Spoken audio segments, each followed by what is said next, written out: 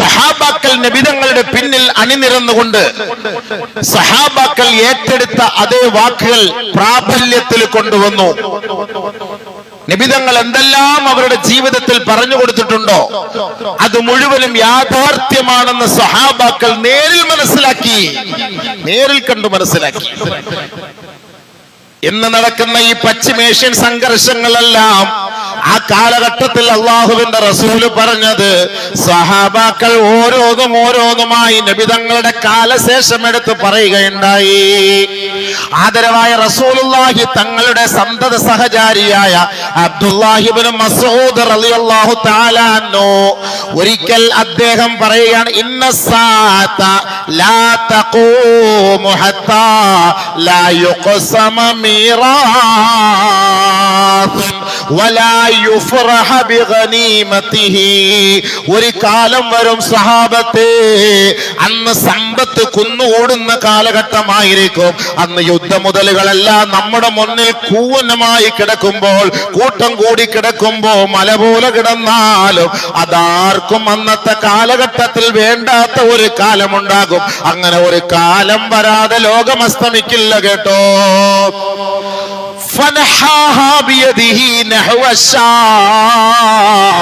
ശേഷം അദ്ദേഹം ഷാമിന്റെ ഭാഗത്തേക്ക് തിരിഞ്ഞു നിന്ന് വിരൽ ചൂണ്ടിക്കൊണ്ടാണ് പറഞ്ഞത്. ഷാം എന്ന് പറയുന്ന ഇന്നത്തെ ഫലസ്തീനിന്റെ ഭാഗത്തേക്ക്, ഗസയുടെ ഭാഗത്തേക്ക് ബഹുമാനപ്പെട്ട അബ്ദുല്ലാഹി ഇബ്നു മസ്ഊദ് വിരൽ ചൂണ്ടിയിട്ട് പറയുകയാണ്, യുജ്മഉ ലഅദുൻ യജ്മഉ ലഹുമുൽ ഇസ്ലാം. അവിടുന്ന് ഒരു വിഭാഗം ഇസ്ലാമിനെ തകർക്കാനുള്ള ഒരു സംഘം ഉയർത്തെഴുന്നേൽക്കാൻ കേട്ടോ. ഇസ്ലാമിനെ തകർക്കാൻ ഒരു വിഭാഗം അവിടുന്ന് ഉണ്ടാവുന്നു. ഷാം ഇന്ന് നടക്കുന്ന ആ ഇസ്രായേലിന്റെ ഭാഗത്ത് നിന്ന് ഉണ്ടാകുന്നു. ബഹുമാനപ്പെട്ട അബ്ദുല്ലാഹി ഇബ്നു മസ്ഊദ് റളിയല്ലാഹു തആല എന്ന് പറയാണ്, വയജ്മഉ ലഹും അഹ്ലുൽ ഇസ്ലാം. അവർക്കെതിരെ ഇസ്ലാമിന്റെ ചുണക്കുട്ടികളും അണിനിരക്കുന്ന ഒരു കാലം വരും കേട്ടോ. ഉടനെ അടുത്തിരുന്ന സഹാബാക്കൾ ചോദിക്കുകയായി, എവിടെ നിന്നാണ് ആ ഷാമിന്റെ ഭാഗത്തേക്ക് ഇസ്ലാമിനെ തകർക്കാൻ വരുന്നത്? തഅനി, നിങ്ങൾ ഉദ്ദേശിച്ചത് റോമക്കാരെ കുറിച്ചാണോ? അതായത് ഇന്നത്തെ കാലത്തില് ബ്രിട്ടീഷുകാര്, അമേരിക്കക്കാരെ കുറിച്ചാണോ? ഖാല ഇബ്നു മസ്ഊദ് റളിയല്ലാഹു തആല അൻഹു അദ്ദേഹം പറഞ്ഞു, അതെ, നഅം. ഇസ്ലാമിനെ കൊല്ലാൻ ബ്രിട്ടീഷും അമേരിക്കയും കൂട്ടു നിൽക്കുന്നു. ഇന്നല്ല ഇത് പറഞ്ഞത്, ഇത് പറഞ്ഞിട്ട് വർഷങ്ങളായി. ബഹുമാനപ്പെട്ട ഇബ്നു മസ്ഊദ് റളിയല്ലാഹു തആല എന്ന് പറയാണ്, വതകൂനുൽ ഖിതാലു റദ്മതൻ ശദീദാ. കൊടുമ്പിരി കൊള്ളുന്ന യുദ്ധമായിരിക്കും അന്ന് നടക്കുക കേട്ടോ. അങ്ങോട്ടും ഇങ്ങോട്ടും ഭയങ്കരമായ ഫൈറ്റ് ആയിരിക്കും അന്ന് നടക്കുക. ബഹുമാനപ്പെട്ട അബ്ദുല്ലാഹി ഇബ്നു മസ്ഊദ് റളിയല്ലാഹു തആല പറഞ്ഞ വാക്കാണ്. ബഹുമാനമുള്ള സഹോദരങ്ങളെ, ബഹുമാനപ്പെട്ട അബ്ദുല്ലാഹി ഇബ്നു മസ്ഊദ് റളിയല്ലാഹു തആല അൻഹു പറഞ്ഞ ഒരു കാലഘട്ടമാണോ ഇന്ന് എന്ന് നമ്മൾ ചിന്തിച്ചു പോവുകയാണ്. അടയാളങ്ങളൊക്കെ പരിശോധിച്ചു നോക്കുമ്പോ ഒരുപക്ഷെ അതിന്റെയൊക്കെ സൂചനകളായിരിക്കും നമ്മൾ കാണുന്നത്. അന്ന് ബൈത്തുൽ മുഖദ്ദസിന്റെ ഉത്തരവാദിത്വം ഇമ്രാനു ബൈത്തുൽ മഖ്ദിസി മിൻ ഐദിൽ യഹൂദ്. ജൂതന്മാരാണ് ബൈത്തുൽ മുഖദ്ദസിന്റെ ഉത്തരവാദിത്വം ഏറ്റെടുത്തിരിക്കുന്നത്. അതിന്റെ പരിപാലക സമിതിയും അതിന്റെ ഭരണകർത്താക്കളും അത് നിയന്ത്രിക്കുന്നതും ആരെ നമസ്കരിപ്പിക്കണം, നമസ്കരിപ്പിക്കണ്ട എന്ന് തീരുമാനിക്കുന്നതും ആ കാലഘട്ടത്തിൽ ജൂതന്മാരായിരിക്കും. സഹാബ ജൂതന്മാരായിരിക്കും. മിൻ ഐദിൽ യഹൂദ്, ജൂതന്മാരുടെ ഭാഗത്തു നിന്നായിരിക്കും അതിന്റെ ഉത്തരവാദിത്വം ഉണ്ടാവുക. ബഹുമാനപ്പെട്ട അബ്ദുല്ലാഹി ഇബ്നു മസ്ഊദ് റളിയല്ലാഹു തആല അൻഹു പറയണമെങ്കിൽ ആദരവായ റസൂലുള്ളാഹി സ്വല്ലല്ലാഹു അലൈഹി വസല്ലമ തങ്ങൾ ബഹുമാനപ്പെട്ട സ്വഹാബാക്കളുടെ മുന്നിൽ അത് പറഞ്ഞത് കൊണ്ടാണല്ലോ അങ്ങനെയൊക്കെ സംഭവിക്കാൻ കാരണം. അങ്ങനെ ജൂതന്മാരുടെ കൈകളിൽ നിന്നാണ് പരിശുദ്ധമായ ഇസ്ലാമിന്റെ മക്കൾ അധികാരം പിടിച്ചെടുക്കുന്നത്. അങ്ങനെ വരുമ്പോ ഭയങ്കരമായ വിപ്ലവം പൊട്ടിപ്പുറപ്പെടുമത്രേ. അങ്ങനെ മദീനയിൽ പ്രശ്നങ്ങൾ ഉടലെടുക്കും. ഇവിടെ തുടങ്ങി, ഇത് വിജയിച്ച് ഇത് ജൂതന്മാരുടെ കയ്യിൽ നിന്ന് പിടിച്ചെടുക്കുമ്പം അടുത്ത പ്രശ്നത്തിന്റെ തുടക്കം മദീനയിലാവും. അടുത്ത പ്രശ്നത്തിന്റെ തുടക്കം മദീനയിലാകും. ഭയങ്കരമായ വിപ്ലവ പോരാട്ടങ്ങളായിരിക്കും പിന്നീട് നടക്കുക. മൽഹമ എന്ന് പറഞ്ഞാൽ ഇറച്ചി കച്ചവടക്കാരത്തെ കുറിച്ച് പറയുന്ന കാര്യമാണ്. മൽഹമ, ഇറച്ചി കഷണിച്ച് കൊടുക്കപ്പെടുന്ന സ്ഥലം എന്ന് പറഞ്ഞാൽ അതേപോലെ തുണ്ടം തുണ്ടമായി വെട്ടി മുറിച്ച് കഷണങ്ങളാക്കപ്പെടുന്ന യുദ്ധം, ഭയങ്കരമായ യുദ്ധം, കൊടുമ്പിരി കൊള്ളുന്ന യുദ്ധം. ഈ സമയത്താണ് ദജ്ജാൽ പുറപ്പെട്ടു വരുന്നത്. ദജ്ജാലിന്റെ വരവ് ആ സമയത്താണ് സംഭവിക്കുന്നത്. ഈ ദജ്ജാലിനെ കണ്ടിട്ട് അള്ളാന്റെ റസൂല് പറഞ്ഞില്ലേ, ബൈത്തുൽ മുഖദ്ദസിൽ അവന് കയറാൻ പറ്റൂല, മദീനയിൽ അവന് പ്രവേശിക്കാൻ പറ്റൂല, മക്കയിൽ അവന് പ്രവേശിക്കാൻ പറ്റൂല.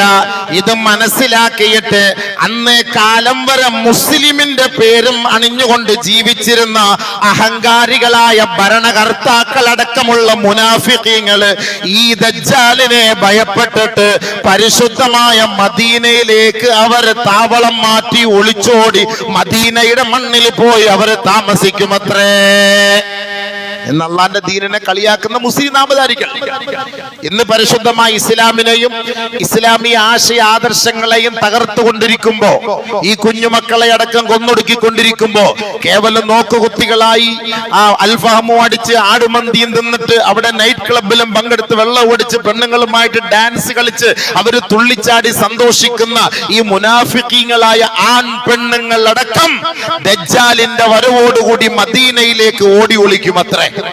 കാരണം ദജ്ജാലിനെ പേടിച്ചിട്ട്. ദജ്ജാല് മദീനയിൽ കയറൂല. ദജ്ജാല് മദീനയിൽ കയറാതെ വരുമ്പോ മദീനയിലേക്ക് അവർ ഓടി ഒളിക്കുകയാണ്. അല്ലാഹു റബ്ബുൽ ഇസ്സത്ത് ഇവനേക്കാൾ ബുദ്ധിയുള്ളവനല്ലേ, അഹ്കമുൽ ഹാക്കിമായ പടച്ച തമ്പുരാൻ.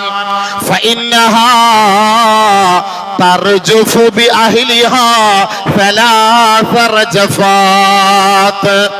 ഈ മുനാഫിക്കീങ്ങളായ നാമധാരികളായ മുസ്ലിമീങ്ങൾ മദീനയിൽ ഏതെല്ലാം മാളങ്ങളിലും ഒളിച്ചിരിക്കുന്നുണ്ടോ, അല്ലാഹു റബ്ബുൽ ഇസ്സത്ത് ആ വിഭാഗത്തെ കൊണ്ട് മദീനയെ ഒന്ന് കുലുക്കുമത്രേ. കുലുക്കും. നീ അങ്ങനെ കയറി സൂയിക്കണ്ട. ഇത്ര നാള് അള്ളാഹ് ഇല്ല, ഇബാദത്തില്ല, റസൂലില്ല, ദീനില്ല, ഈമാനില്ല. ഇപ്പൊ ദജ്ജാൽ വന്നപ്പോ അവന്റെ പിടിയിൽ നിന്ന് രക്ഷപ്പെടാൻ വേണ്ടിട്ട് നീ മദീനയിൽ വന്ന് ഒളിച്ചിരിക്കാൻ നീ ശ്രമിക്കുന്നോ? ഇല്ല. അള്ളാഹുവിന്റെ റസൂല് പറയുകയാണ്, ഫൈന്നഹാ ബിഅഹ്ലിഹാ തർജുഫു സലാസ റജഫാത്ത്. 3 കുലുക്കം അല്ലാഹു കുലുക്കും. 3 കുലുക്കം. ഏതെല്ലാം മൂലയിൽ ഈ മുനാഫിക്കീങ്ങൾ ഒളിച്ചിരിക്കുന്നുണ്ടോ, ഈ മുനാഫിക്കീങ്ങളായ ആണും പെണ്ണും ഒളിച്ചിരിപ്പുണ്ടോ, അവിടെയെല്ലാം അല്ലാഹു കുലുക്കുമത്രേ. അവിടെയെല്ലാം അല്ലാഹു കുലുക്കും. ഫയഖ്റുജു ഇലൈഹി കുല്ലു മുനാഫിഖിൻ വ മുനാഫിഖാ. ഓരോ മുനാഫിഖീങ്ങളിൽപ്പെട്ട ആണും പെണ്ണുങ്ങളും ആ ദജ്ജാലിന്റെ അരികിലേക്ക് തന്നെ മടങ്ങി പോകേണ്ടി വരും. അവൻ അങ്ങനെ സൂചിച്ചാൽ കിടക്കാൻ പറ്റൂല, മദീനയിൽ കിടത്തൂല. അല്ലാഹു തആല ഇവനെയൊക്കെ കുലുക്കി ചാടിക്കും പുറത്തേക്ക്. പുകഞ്ഞ കൊള്ളി പുറത്ത് പോ. ഇത്ര നാള് പരിശുദ്ധമായ ദീനിന്റെ ഇസ്ലാമിന്റെ നിയമനിർമ്മാണങ്ങളെല്ലാം ഉണ്ടായിട്ട് അതിനെ നിനക്ക് പാലിക്കാനും ഉൾക്കൊള്ളാനും കഴിയാതെ ഇന്ന് നീ എന്ത് ചെയ്യുന്നു? ദജ്ജാലിനെ കണ്ടപ്പോ നീ ഓടി ഇതിലേക്ക് കയറി വരുന്നു. ഇല്ലേ, വേണ്ട. മദീനെ അല്ലാഹു കുലുക്കുകയാണ്. അങ്ങനെ കുലുക്കിയിട്ട് അതിലേക്ക് മാറ്റിവിടും, അവനിലേക്ക് പറഞ്ഞു വിടും. എത്രത്തോളം എന്ന് വെച്ചാൽ അന്ന് പിന്നെ മദീനയിൽ പിന്നെ ഒരാൾക്ക് പോലും പ്രവേശിക്കാനോ, മദീനയില് ഒരാള് സിയാറത്തിന് വരാനോ, പരിശുദ്ധമായ ഹജ്ജ് കർമ്മം നിർവഹിക്കാനോ ഒരാളും ഉണ്ടാകാത്ത ഒരു വലിയ ഒരു സംഭവമായിരിക്കും ആ കാലഘട്ടത്തിൽ. അപ്പോഴാണ് ബഹുമാനമുള്ള സഹോദരങ്ങളെ, ബഹുമാനപ്പെട്ട ഇമാം മഹ്ദി റഹ്മഹുള്ളയുടെ റളിയല്ലാഹു അൻഹുവിന്റെ വരവ്, ഇമാം മഹ്ദിയുടെ വരവ്. അപ്പോഴാണ് ഇമാം മഹ്ദി. ആളുകളെല്ലാവരും എപ്പോഴും ഇപ്പോൾ ഇങ്ങനെ ദുആ ചെയ്തുകൊണ്ടിരിക്കുകയാണ്, ഇമാം മഹ്ദി. നബിയുനാ റസൂലുള്ളാഹി സ്വല്ലല്ലാഹു അലൈഹി വസല്ലമ തങ്ങൾ പറയുകയാണ്, അൽ മഹ്ദിയു മിന്നി. മഹ്ദി എന്ന് പറയുന്നത് എന്റെ ഉമ്മത്തിൽ പെട്ടവരാണ്, എന്റെ കുടുംബത്തിൽ കുടുംബത്തിൽപ്പെട്ടതാണ്. ഔ മിൻ അഹ്ലി ബൈത്തി, എന്റെ അഹ്ലു ബൈത്തിൽപ്പെട്ട വ്യക്തിയാണ് മഹ്ദി എന്ന് പറയുന്ന ആൾ. എന്റെ കുടുംബത്തിൽപ്പെട്ട ആളാണ്, എന്റെ അഹ്ലു ബൈത്താണ്. നബി സല്ലല്ലാഹു അലൈഹി വസല്ലമ തങ്ങൾ അദ്ദേഹത്തെ വിവരിക്കുകയാണ്, വർണ്ണിക്കുകയാണ്. അജിലൽ അജിലൽ ജബ്ഹതി, വിശാലമായ നെറ്റിത്തടമുള്ള വ്യക്തിയാണ്. അഖ്നൽ അൻഫി, നീളമുള്ള മൂക്കാണ്. പറഞ്ഞ വലിയ നീളത്തിലുള്ള മൂക്കെന്നല്ല, ഒരു മുഖ സൗന്ദര്യം, ഒരു ആകാര സൗഷ്ഠവം, അതിനൊക്കെ ഒരു നിയമമുണ്ടല്ലോ, ആ ഒരു സന്തോഷം. യംലഉൽ അർള ഖിസ്തൻ വഅദിലാ, ബഹുമാനപ്പെട്ട മഹ്ദി ഇമാമ് വരുന്ന സമയത്ത് ഭൂമിയിൽ ഭയങ്കര ളുൽമും അഹങ്കാരവും അഹന്തയും അധർമ്മവും അക്രമവും കൊടികുത്തി വാഴുന്ന ഒരു സാഹചര്യമായിരിക്കും. ഭൂമിയിൽ മൊത്തം പ്രശ്നങ്ങളായിരിക്കും. അങ്ങനെ ഒരു കാലഘട്ടത്തിലാണ് ഇമാം മഹ്ദി വരുന്നത്. ബഹുമാനപ്പെട്ട നബിയുനാ റസൂലുള്ളാഹി സ്വല്ലല്ലാഹു അലൈഹി വസല്ലമ തങ്ങൾ പറയുകയാണ്, ആ ഇമാം മഹ്ദി ഈ ഭൂമിയിൽ വന്നിട്ട് യംലഉൽ അർള ഖിസ്തൻ വഅദിലാ കമാ മുലിഅത്തിൽ അർളു ളുൽമൻ വജൗറാ, ഭൂമിയിൽ എങ്ങനെയാണോ അധർമ്മം കൊടികുത്തി വാണിരുന്നത് അതെല്ലാം അടിച്ചമർത്തി തകർത്ത് തരിപ്പണമാക്കിയിട്ട് ആ സ്ഥലങ്ങളിലെല്ലാം സമസ്ത മേഖലകളിലും നീതിയും ധർമ്മവും അദ്ദേഹം സ്ഥാപിക്കുമത്രേ. വയംലികു ഫിൽ അർളി സബ്അ സിനീൻ, ഈ ഭൂമിയിൽ അദ്ദേഹം 7 വർഷമാണ് ജീവിക്കുക. ഖംസൻ ഔ സബ്അൻ ഔ തിസ്അൻ, നബി സല്ലല്ലാഹു അലൈഹി വസല്ലമ തങ്ങൾ പറഞ്ഞു 5 വർഷമെന്നും 7 വർഷമെന്നും 9 വർഷമെന്നുമുണ്ട്. അങ്ങനെയാണ് അദ്ദേഹം ഈ ഭൂമിയിൽ ജീവിക്കുന്നത്. നബി സല്ലല്ലാഹു അലൈഹി വസല്ലമ തങ്ങൾ പറഞ്ഞു, ഈ ഭൂമിയിൽ അല്ലാഹു സുബ്ഹാനഹു വ തആല ഒരു ദിവസമെങ്കിലും ബാക്കിയാക്കിയിട്ടുണ്ടെങ്കിൽ, ഒരു ദിവസമെങ്കിലും, അതായത് മഹ്ദി ഇനി വരാൻ, എല്ലാവരും പറയും 40 വർഷം അല്ലെങ്കിൽ 50 വർഷം അല്ലെങ്കിൽ ഇത്രയും വർഷം, ഇനി എപ്പോഴാ വരിക, എല്ലാം അസ്തമിച്ചല്ലോ, എല്ലാം തീർന്നു പോയല്ലോ എന്ന് കരുതണ്ട, എന്ന് ആരും കരുതണ്ട. അല്ലാഹു സുബ്ഹാനഹു വ തആല ലൗ ലം യബ്ഖ, ഈ ദുനിയാവിൽ ഇല്ലാ യൗമുൻ വാഹിദുൻ, ഒരു ദിവസമാണ് ബാക്കിയുള്ളതെങ്കിൽ ലതവ്വലല്ലാഹു ദാലികൽ യൗമ, ആ ദിവസത്തെ അല്ലാഹു സുബ്ഹാനഹു വ തആല ദീർഘിപ്പിക്കുമത്രേ. ആ ദിവസത്തെ അല്ലാഹു സുബ്ഹാനഹു വ തആല ദീർഘിപ്പിക്കും. ഒറ്റ ദിവസമായിരിക്കും ബാക്കിയുള്ളത്, ഒരു ദിവസമേ ഉള്ളൂ ലോകാവസാനത്തിന്. അങ്ങനെയുള്ള ഒരു സാഹചര്യമാണ് നിലനിൽക്കുന്നതെങ്കിൽ പോലും ലതവ്വലല്ലാഹു ദാലികൽ യൗമ, ആ ദിവസത്തെ അല്ലാഹു സുബ്ഹാനഹു വ തആല ദീർഘമാക്കുമത്രേ. ശേഷം യബ്അസുല്ലാഹു റജുലം മിന്നി, എന്നിൽ നിന്ന് അല്ലാഹുവിന്റെ പ്രവാചകൻ, എന്നിൽ നിന്ന് ഒരു വ്യക്തിയെ അല്ലാഹു സുബ്ഹാനഹു വ തആല നിയോഗിക്കും. എന്നിൽ നിന്ന് ഒരാളിനെ, എന്റെ കുടുംബത്തിൽ നിന്ന് ഒരു വ്യക്തിയെ, മിൻ ഇത്റതി ഔ മിൻ അഹ്ലി ബൈതി, നബി സല്ലല്ലാഹു അലൈഹി വസല്ലമ തങ്ങൾ പറഞ്ഞു. ഇവിടെ കണക്ഷൻ പോയി, കണക്ഷൻ ഇവിടുന്ന് കേൾക്കുന്നത് വേറെ എവിടേക്ക് മോദിനെന്തി. ബഹുമാനപ്പെട്ട നബിയുനാ റസൂലുള്ളാഹി സ്വല്ലല്ലാഹു അലൈഹി വസല്ലമ തങ്ങൾ പറഞ്ഞു, എന്റെ കുടുംബത്തിൽ നിന്ന് അല്ലെങ്കിൽ എന്റെ അഹ്ലു ബൈത്തിൽ നിന്ന് ഒരാളെ അല്ലാഹു സുബ്ഹാനഹു വ തആല നിയോഗിക്കുമത്രേ. വയുവാതി ഇസ്മുഹു ഇസ്മി വസ്മ അബി, നബി സല്ലല്ലാഹു അലൈഹി വസല്ലമ തങ്ങൾ പറയുകയാണ്, അദ്ദേഹത്തിന്റെ പേര് എന്റെയും എന്റെ ഉപ്പാടെയും പേരിനോട് സാദൃശ്യമുള്ള പേരാണ്. മഹ്ദി ഇമാം. എല്ലാരും മഹ്ദി മഹ്ദി എന്ന് പറഞ്ഞു. മഹ്ദി എന്ന് പറഞ്ഞ ഒരു പേരല്ല, മഹ്ദി മഹ്ദി എന്ന് പറഞ്ഞ ഒരു പേരല്ല. മഹ്ദി ഇമാമിനെ കുറിച്ച് പല പല അഭിപ്രായങ്ങൾ. ഷിയാക്കളുടെ ഒരു വാദമുണ്ട്, എല്ലാരും ഇപ്പൊ സലാം യാ മഹ്ദി, സലാം യാ മഹ്ദി എന്നൊക്കെ പറഞ്ഞ് ദിക്റും ചൊല്ലിക്കൂടെ നടക്കണം. ആ മഹ്ദി ഈ മഹ്ദി അല്ല കേട്ടോ. നിങ്ങളിപ്പോ ഈ യൂട്യൂബിൽ കണ്ട് സലാം യാ മഹ്ദി നടിച്ചിട്ട് പൊട്ടിക്കറിയുന്ന കൊച്ചു കുട്ടികൾ, ഇതൊക്കെ ഷിയാക്കളാണ്. ഇത് ഇസ്ലാം അംഗീകരിക്കാത്ത വർഗ്ഗമാണ് ഷിയാക്കള്. അവര് പൊക്കി പിടിച്ചു നടക്കുന്ന മഹ്ദിയാണ്. അവരുടെ മഹ്ദി ഇവിടെ ജീവിച്ചിരിപ്പുണ്ട്, അവരുടെ മഹ്ദി ഇപ്പൊ ഉണ്ട്, അത് 1000 വർഷമായിട്ട് ഇവിടെ തന്നെ ഉണ്ട്.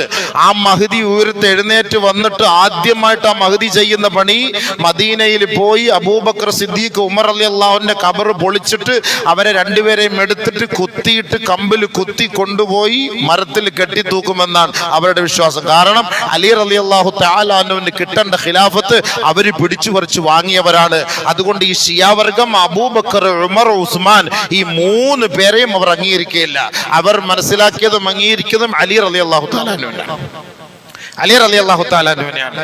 അപ്പൊ അലി അതുകൊണ്ടാണ് അവിടെ അല്ല യാ അലി യാ അലി യാ അലി എന്ന് പറഞ്ഞു. അതുകൊണ്ട് ഹദീസുകളിൽ ഒരുപാട് മാറ്റങ്ങൾ അവർ വരുത്തിയിട്ടുണ്ട്. അലി അലിഹിസ്സലാം എന്നൊക്കെ പറഞ്ഞിട്ടാണ് അവരിങ്ങനെ എഴുതുന്നത്. അതുകൊണ്ട് ആ കുതന്ത്രത്തിൽ നമ്മൾ വീണ് പോകണ്ട. അവര് ഷിയാക്കളാണ്. ഇവര് പറയും ബൈത്തുൽ മുഖദ്ദസ് ഞങ്ങൾ ഇപ്പൊ അടിക്കും ഇപ്പൊ അടിക്കും. എവിടെ അടിക്കാം? എവിടെ അടിക്കൂല. അവർ ഷിയാക്കളാണ്. ബൈത്തുൽ മുഖദ്ദസും പരിസരത്തുള്ള സുന്നികളാണ്. ഈ സുന്നികളെ തകർക്കാൻ ഒരിക്കലും ഇറാൻകാരൻ കൂട്ടി നിൽക്കൂല സുഹൃത്തുക്കളെ. കാരണം അവൻ ഷിയായുടെ ആദർശമുള്ള ഇസ്ലാം അവരെ അംഗീകരിക്കാത്തവരാണ്. ഇസ്ലാമിൽ നിന്ന് പുറത്തു പോയവരാണ്. അവര് 40ഓളം വിഭാഗങ്ങളുണ്ട്. അപ്പൊ അതുകൊണ്ട് അവര് വിളിക്കുന്ന മഹദിയല്ല ഈ മഹദി. യഥാർത്ഥത്തിൽ മഹദി എന്ന് പറഞ്ഞാൽ ഒരു വഴികാട്ടി എന്നാണ് അതിന്റെ അർത്ഥം.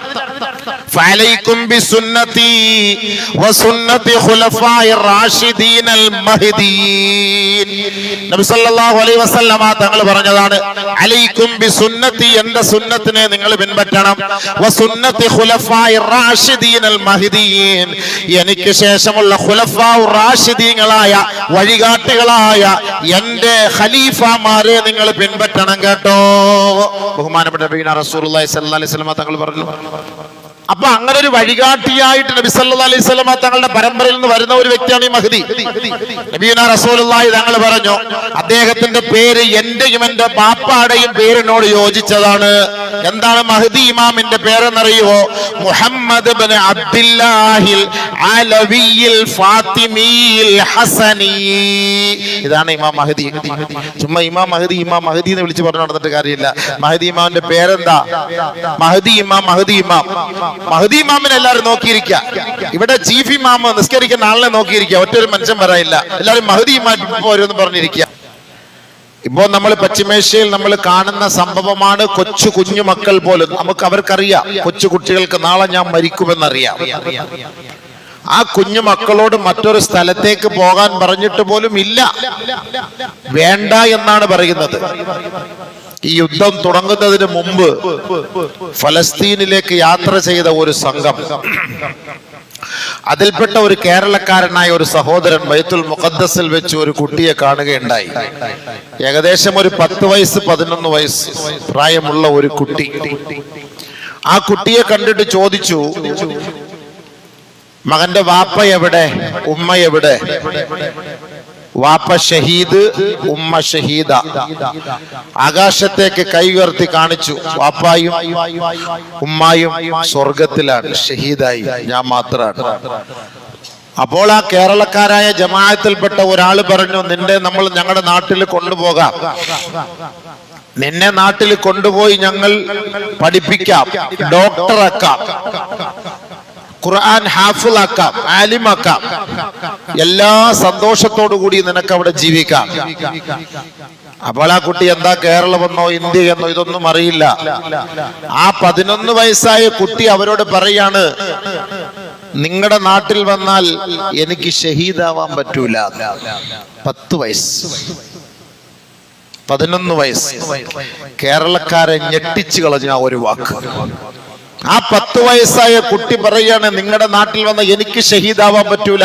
എന്റെ ഉമ്മ ഷഹീദായി പോയതുപോലെ, എന്റെ ഉമ്മ ഷഹീദായി പോയതുപോലെ എനിക്കും ഷഹീദാകണം. അതുകൊണ്ട് ഈ നാട്ടിൽ നിന്നാലേ അത് കഴിയുകയുള്ളൂ എന്ന്. 10 വയസ്സ് 11 വയസ്സിൽ ബാലൻ. സുഹൃത്തുക്കളെ, അവർക്ക് മരണം പേടിയില്ല. അവർക്കറിയാം, അള്ളാഹുവിൽ നിന്ന് മറ്റാർക്കും കിട്ടാത്ത പ്രതിഫലം അവരാഗ്രഹിക്കുന്നുണ്ട്. അവർക്കത് കിട്ടുമെന്നുള്ള 100% ഉറപ്പാണ്. നമുക്കതിൽ വിശ്വാസമുണ്ടോ? നമ്മളൊക്കെ ഇങ്ങനെ വലിയ ഐക്യദാർഢ്യവും വലിയ പ്രഭാഷണവും കാര്യങ്ങളും ഒക്കെ നമ്മൾ നടത്തുന്നു. നമുക്ക് അങ്ങനെ ഒരു വിശ്വാസം, ആ ഒരു ഉറച്ച ഈമാൻ ഇബ്രാഹിം നബിയുടെ പാരമ്പര്യത്തിന്റെ മക്കളാണ്.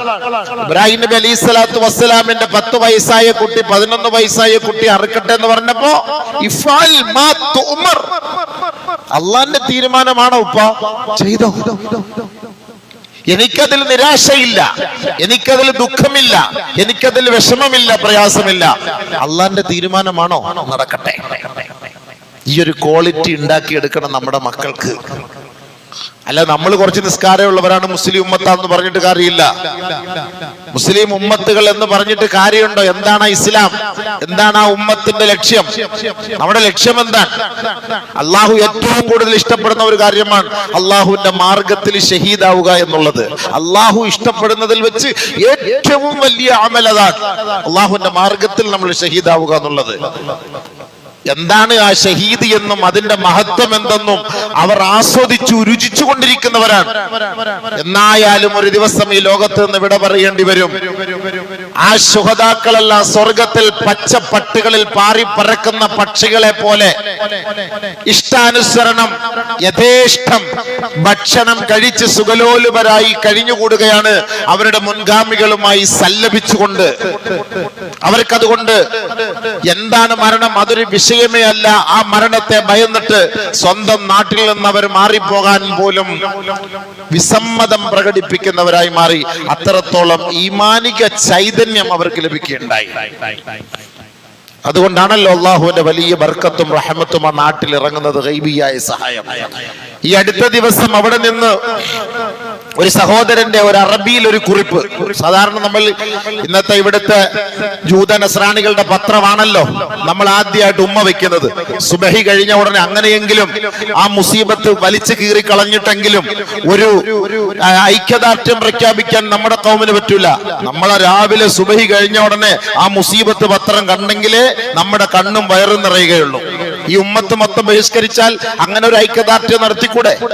എഴുതുന്നത് മൊത്തവും ഇസ്രായേലികൾക്ക് അനുകൂലമായിട്ടാണ്. എവിടെ മുസ്ലിമീങ്ങൾക്ക് അനുകൂലമായിട്ട്? ഇല്ലാത്ത കഥകളെല്ലാം കെട്ടിച്ചമച്ചു കൊണ്ടുവന്നിട്ട് ആ മഞ്ഞ പത്രങ്ങളൊക്കെ നമ്മുടെ വീട്ടിൽ നമ്മൾ പണം കൊടുത്ത് ആ മുസീബത്ത് ഇസ്രായേലിസവും നസ്രാനിസവും ജൂതായിസവും ഒക്കെ നമ്മൾ വിലയ്ക്ക് വാങ്ങുകയാണ്. നമ്മൾ വിലയ്ക്ക് വാങ്ങിയാണ്. നമ്മളൊരു മുസ്ലിം ഉമ്മത്തിന് എന്തെങ്കിലും ഇതുമായി ബന്ധപ്പെട്ട ഒരു പത്രമോ ഒരു വാർത്താ മാധ്യമങ്ങളോ ഉണ്ടെങ്കിൽ മുസ്ലിം ഉമ്മത്ത് സഹായിക്കാൻ തയ്യാറല്ല. ഉടനെ അവൻ എതിർത്തിട്ട് ജൂതനെയും ക്രിസ്ത്യാനിയെയും തന്റെ വീട്ടിലേക്ക് കൊണ്ടുവരാൻ അവന് ഭയങ്കര ഉത്സാഹമാണ്. കേവലം ചെറിയ ചെറിയ ശാഖാപരമായ വിഷയങ്ങളിലാണ് അഭിപ്രായ വ്യത്യാസമുള്ളത്. അടിസ്ഥാന തത്വങ്ങളിൽ മുസ്ലിം ഉമ്മത്തിനിടയിൽ എവിടെ വ്യത്യാസമുള്ള?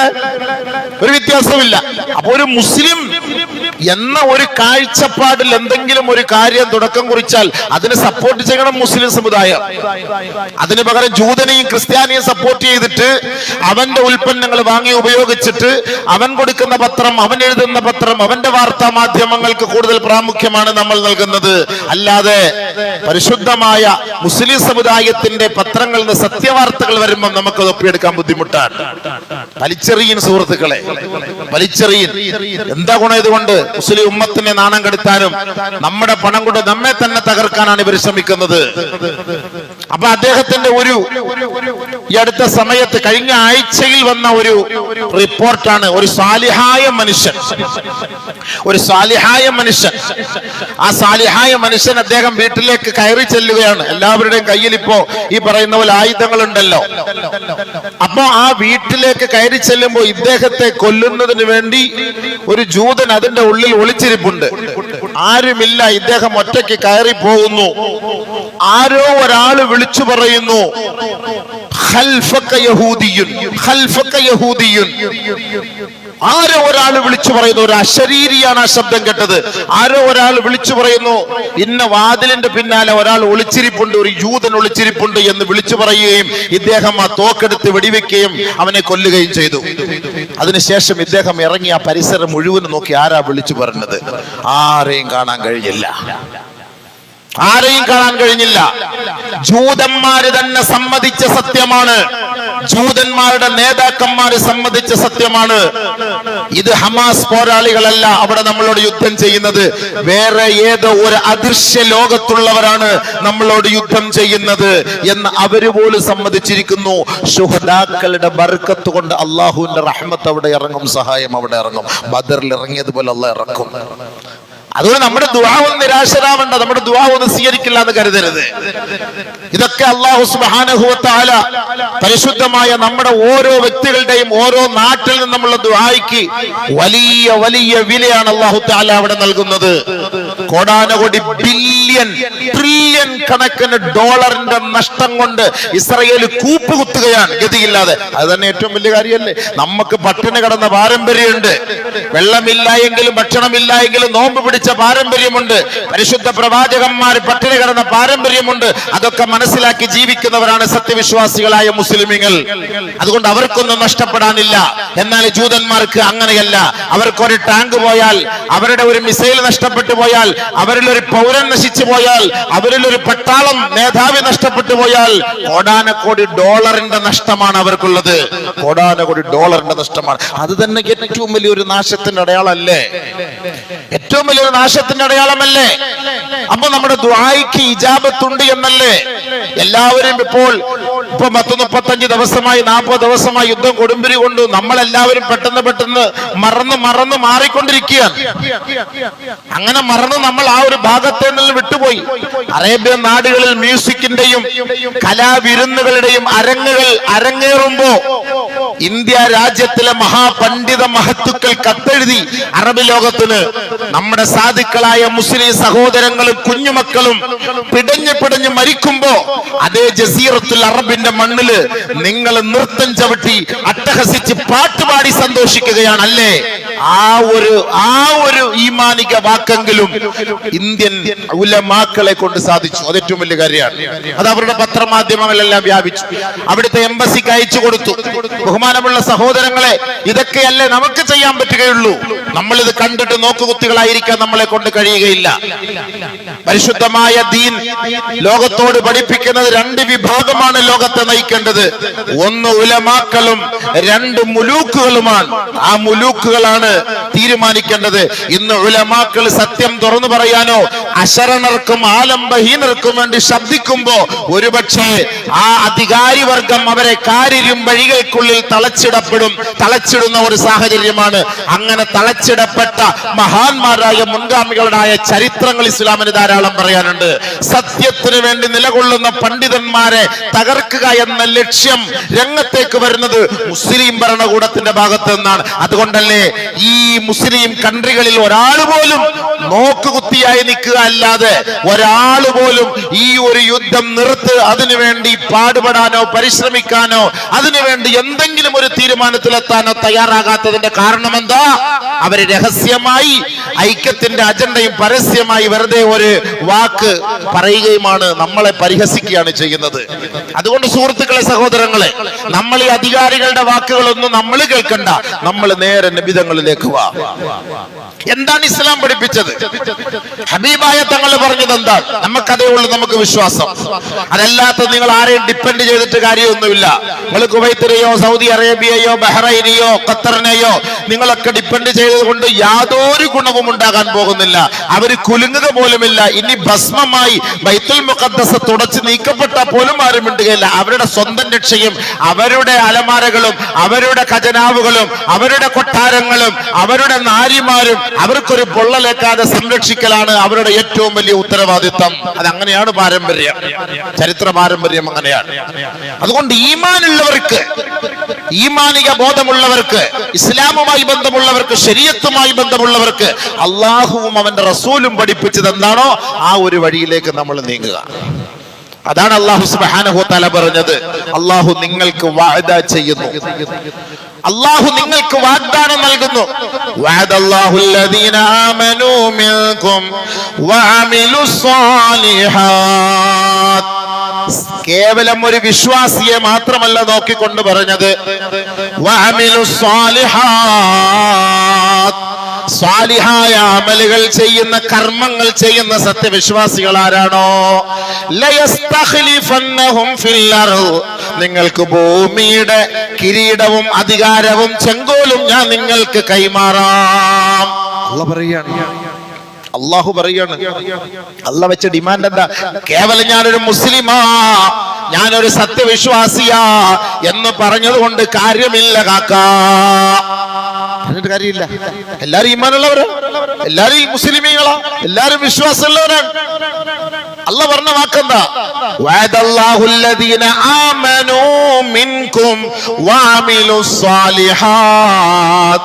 സാലിഹായ അമലുകൾ ചെയ്യുന്ന നിങ്ങളിൽ നിന്നുള്ള യഥാർത്ഥ സത്യവിശ്വാസികൾ ആരാണോ ലയസ്തഖ്ലിഫന്നഹും ഫിൽ അർദ് കമസ്തഖ്ലഫല്ലദീന മിൻ ഖബ്ലിഹിം മുൻഗാമികളായ സാലിഹീങ്ങളുടെ കൈകളിൽ ഈ ഭൂമിയുടെ കിരീടം അല്ലാഹു നൽകിയതുപോലെ അല്ലാഹു റബ്ബുൽ ഇസ്സത്ത് ജൂതന്റെ നസ്രാണിയുടെ കയ്യിൽ നിന്ന് അധികാരം നിങ്ങളുടെ കൈകളിലേക്ക് അല്ലാഹു വാങ്ങിത്തരുമത്രേ. അല്ലാഹു പറഞ്ഞ വാക്കാണ്. അല്ലാഹു വാങ്ങിത്തരുമെന്ന് നമ്മൾ പേടിക്കണ്ടെന്നാ പറയുന്നത്. ഡിമാൻഡ് ഉണ്ട്, വെറുതെ അല്ല. كما استخلف الذين من قبلهم وليمكنن لهم دينهم الذي ارتضى لهم وليبدلنهم من بعد خوفهم أمنا. ഏതൊരു വർഗത്തെയാണോ, പ്രതിയോഗികളെയാണോ, ജൂതന്മാരെയാണോ, ഫാസിസ്റ്റുകളെയാണോ, നാസിസ്റ്റുകളെയാണോ നിങ്ങൾ ഭയപ്പെടുന്നത്, നിങ്ങൾ ഭയപ്പെടേണ്ട കേട്ടോ. ആ ഭയത്തിൽ നിന്ന് നിങ്ങളെ സുരക്ഷിത സ്ഥാനത്തേക്ക് നാം അവരോധിക്കാം. രണ്ട് ഡിമാൻഡ് നിങ്ങൾ സ്വീകരിച്ചാൽ മതി. അല്ലാഹു പറയാണ്, എല്ലാരും കൈമലർത്തുമ്പം അവസാനം നമ്മൾ സഹായത്തിന് തേടുന്നത് ഇലാഹായ റബ്ബിനോടാണ്. ഇത് അവസാനമല്ല, തുടക്കത്തിലും തേടണം, ഒടുക്കത്തിലും തേടണം, ഒടുക്കം വരെയും തേടണം. അള്ളാഹുവിനോടാണ് തേടേണ്ടത്. വേറെ ആരോട് തേടാൻ? 100 ടാങ്കുകൾ ഉള്ളവനോട് തേടിയിട്ട് കാര്യമില്ല, വലിയ മിസൈൽ ഉള്ളവനോട് തേടിയിട്ട് കാര്യമില്ല.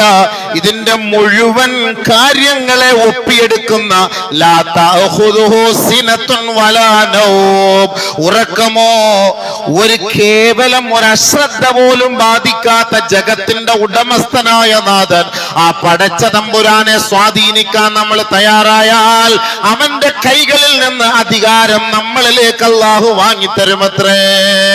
പടച്ചവന്റെ വാക്ക ഖുർആനാണ്. സൂറത്തുൻ നൂർ 55. ഇത് നമ്മൾ വിശ്വസിച്ചില്ലെങ്കിൽ പിന്നെ നമ്മൾ അല്ലാഹുവിൽ വിശ്വാസമില്ലല്ലോ. ഇത് അല്ലാഹു വാങ്ങിത്തരാന്ന് പറഞ്ഞ കാര്യമാണ്. വലയുബദ്ദിലന്നഹും മിൻ ബഅദി ഖൗഫിഹിം അംനാ. നിങ്ങൾ പേടിക്കണ്ട. നിങ്ങൾ ആരെയാ പേടിക്കുന്നത്? ആ പേടിയൊക്കെ ഞാൻ മാറ്റിയിട്ട് നിങ്ങൾക്ക് പൂർണ്ണ സുരക്ഷിതത്വം, നിർഭയത്വം ഞാൻ തരാം. അല്ലാഹു പറഞ്ഞ വാക്കാണ്, ഞാൻ തരാം. 2 ഡിമാൻഡ്. യഅബുദൂനനി, എന്നെ മാത്രം ആരാധിക്കണം. ലാ യുശ്രികൂന ബി ശൈആ, എനിക്കെതിരെ ഒരു നിലയ്ക്കും മറ്റൊരു വസ്തുവിനെ നീ ചിന്തിക്കുക പോലും വരുത്. ഞാനല്ലാതെ ഒരു ഇലാഹുണ്ടെന്നുള്ളൊരു ചിന്ത പോലും നിന്റെ ജീവിതത്തിന്റെ ഒരു മേഖലയിൽ പോലും നീ ചിന്തിച്ചു പോകാൻ പാടില്ല. അള്ളാഹു പറയാണ്, എന്നെ ആരാധിച്ച് സ്വാലിഹായ അമൽ ചെയ്യാൻ നീ തയ്യാറുണ്ടോ എങ്കിൽ ഞാൻ നിന്നെ സഹായിക്കാം. അല്ലാഹു പറഞ്ഞ വാക്കാണ്, അല്ലാഹു പറഞ്ഞ വാക്കാണ്. ഇതിനപ്പുറത്ത് നമുക്ക് ലോകത്ത് ഒരു യജമാനനില്ല, ഒരു യജമാനനില്ല. ഞൊടിയിടയിൽ കാര്യങ്ങൾ നടത്തുന്ന പടച്ച തമ്പുരാനാണ് ഈ പറഞ്ഞ വാക്ക്.